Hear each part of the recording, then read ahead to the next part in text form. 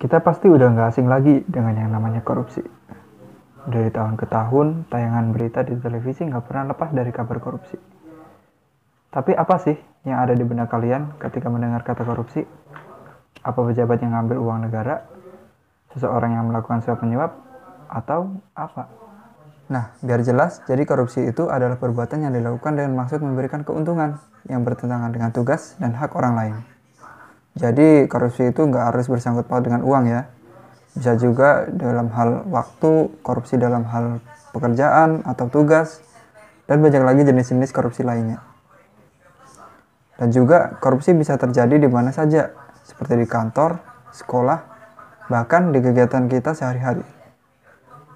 Nah, sekarang gimana tuh cara agar kita terhindar atau bahkan memberantas korupsi? Berikut ini ada beberapa kiat-kiat yang bakal kita jelasin untuk memberantas korupsi.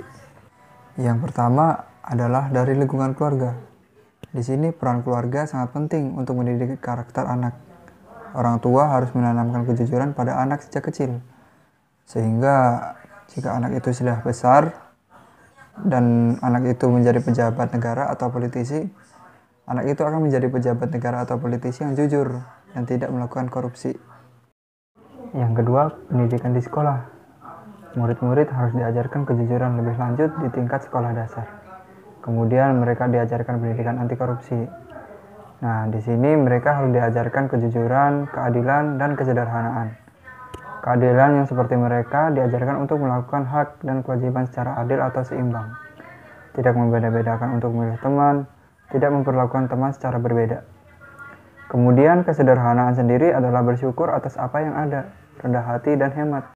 Agar kelak jika mereka tumbuh dewasa menjadi pejabat negara, mereka akan selalu bersyukur atas apa yang telah mereka dapatkan dan tidak melakukan tindakan korupsi.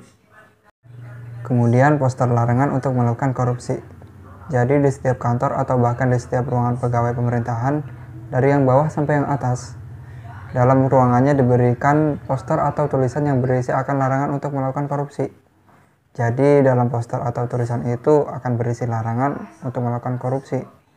Namun tidak hanya poster atau tulisan yang berisi larangan korupsi, tapi juga akibat dari melakukan tindak korupsi serta hukuman dalam melakukan tindak korupsi. Nah, jadi kesimpulannya supaya kita terhindar dari perbuatan korupsi, kita harus membiasakan diri untuk membudayakan sikap kejujuran, keadilan, dan kesadaran.